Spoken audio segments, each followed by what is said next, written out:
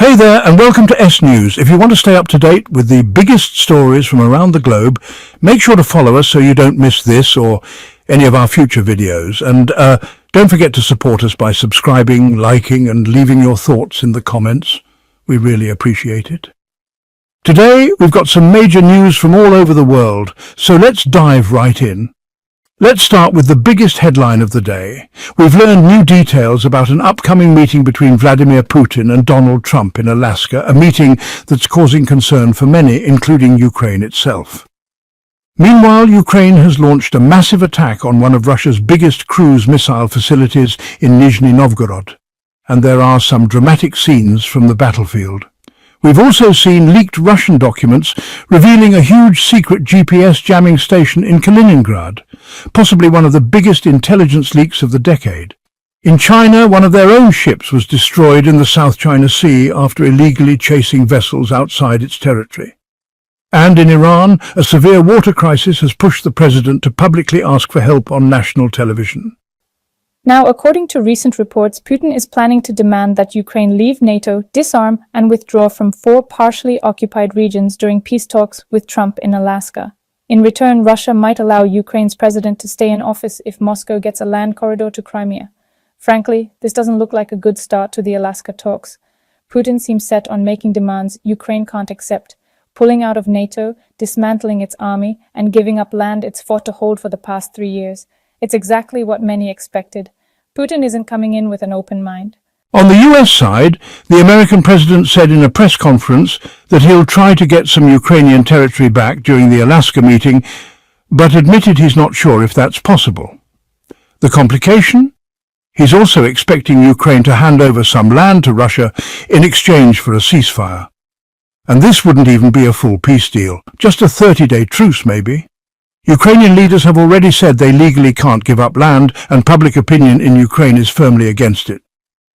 The president also mentioned that if Putin doesn't negotiate in good faith, he's ready to walk out of the meeting and leave it at that. European leaders, especially in Poland, are worried the US might pressure Ukraine into giving up territory.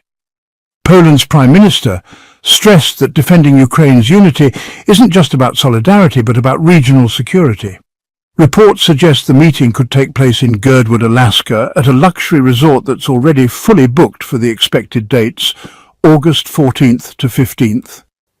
Away from the diplomatic front, Ukraine struck deep into Russian territory with a drone attack on the Arzamas electronics plant, a major producer of components for Russia's cruise missiles. The factory, already under heavy international sanctions, sustained heavy damage, possibly disrupting missile production. Russia's economy also took another hit.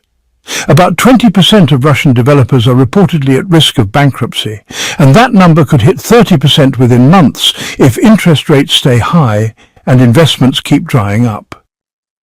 Back to the military front, those leaked Russian documents about Kaliningrad's Tybal system confirm it's a central hub for GPS jamming in the Baltic region.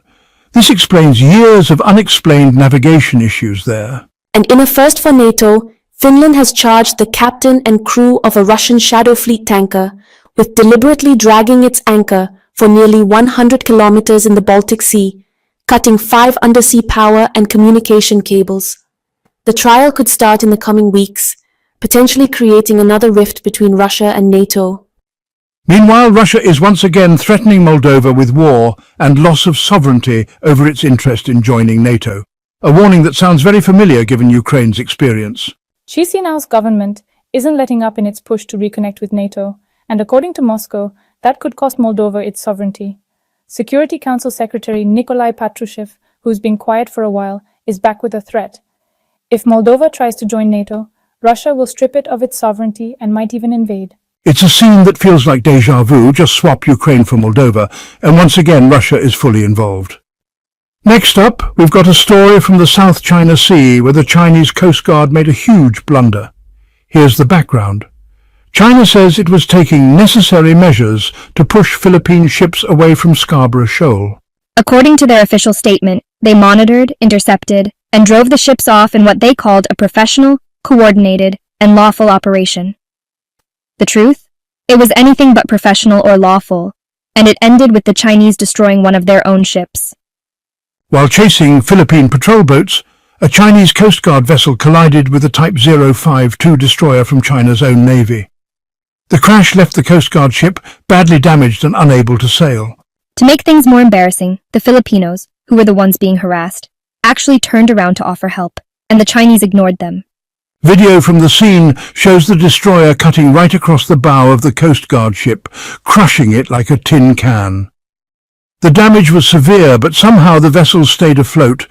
Later images show the ship's bow completely mangled, with crew members inspecting the wreckage.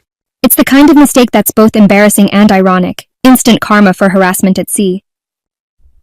From there we head to Iran, where the president has gone on national television literally begging for help with the country's severe water crisis. He admitted, "We have no water under our feet, no water behind the dam. Tell me what to do." That's not something you often hear from a head of state. The Ayatollahs, meanwhile, are keeping their distance from the issue. The reason for his desperation is clear. Government photos show a major reservoir near Tehran has gone from full to completely dry. Without outside help or a miracle, large parts of Iran could be without water for the foreseeable future. Over in Iraq, there's another crisis. The Electricity Ministry has declared a state of emergency, warning people to cut non-essential power use as a heat wave strains the grid. The country is experiencing a nationwide blackout, and officials say they're working to restore service within hours. And finally, in India, Air India has announced it will suspend flights to Washington starting September 1st. No official reason has been given, but some speculate it could be tied to rising tensions between New Delhi and Washington. Finally, thanks so much for listening to S News. We really appreciate your time, and we hope you'll follow us for future updates. Don't forget to subscribe, like, and comment.